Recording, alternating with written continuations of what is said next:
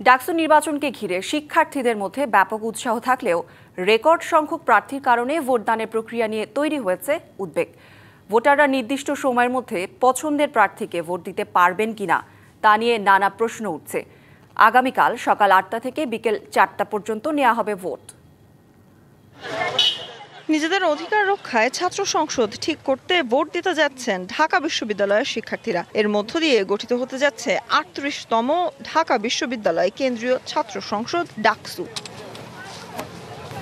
এবার মোট ভোটার সংখ্যা প্রায় ৪০,০০০। এর মধ্যে ছাত্রী ১৮,৯৫৯ জন এবং ছাত্র ২০,৯১৫ জন। কেন্দ্রীয় সংসদের ২৮টি পদের জন্য ৪৭১ জন আর ১৮টি হল সংসদের ১৩টি পদের জন্য লড়ছেন ১,০৩৫ প্রার্থী।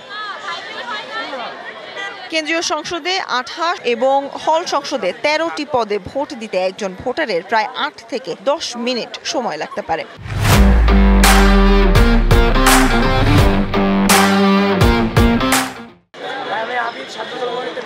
প্রায় ৪০,০০০ ভোটারের জন্য কেন্দ্র মাত্র ৮টি এবং বুথ ৮১০টি। কার্জন হল কেন্দ্রে ভোট দেবেন ডক্টর মোহাম্মদ শহীদুল্লাহ, অমর ২১ হল ও ফজলুল হক মুসলিম হলের ভোটাররা। শারীরিক শিক্ষা কেন্দ্রে জগন্নাথ হল, শহীদ সার্জেন্ট জহুরুল হক হল ও সলিমুল্লাহ মুসলিম হল। সিনেট ভবন কেন্দ্রে ভোট দেবেন স্যার এ.এফ রহমান হল, হাজী মোহাম্মদ মুহসিন হল এবং বিজয় ৭১ হলের ভোটাররা।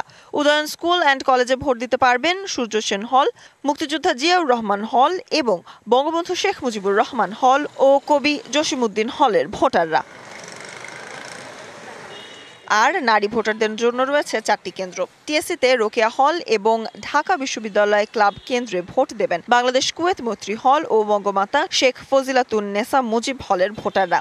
আর ভূতত্ত্ব বিভাগ কেন্দ্র এবং ইউল্যাব স্কুল অ্যান্ড কলেজে ভোট দেবেন কবি সুফিয়া কামাল হল ও শামসুন্নাহার হলের ভোটাররা। ৭ পৃষ্ঠার ওএমআর ফর্মে নেওয়া হবে ডাকসু ও হল সংসদের ভোট। ব্যালটে থাকবে পদের নাম, ব্যালট নম্বর, প্রার্থীর নাম এবং ভোট চিহ্ন দেওয়ার ঘর। 8টি কেন্দ্রে ১৪ মেশিনের ভোট গণনা হবে। গণনা শেষে নওয়াব আলী সিনেট ভবনে ফল ঘোষণা হবে। Sultana Swarna, DBC news, Dhaka.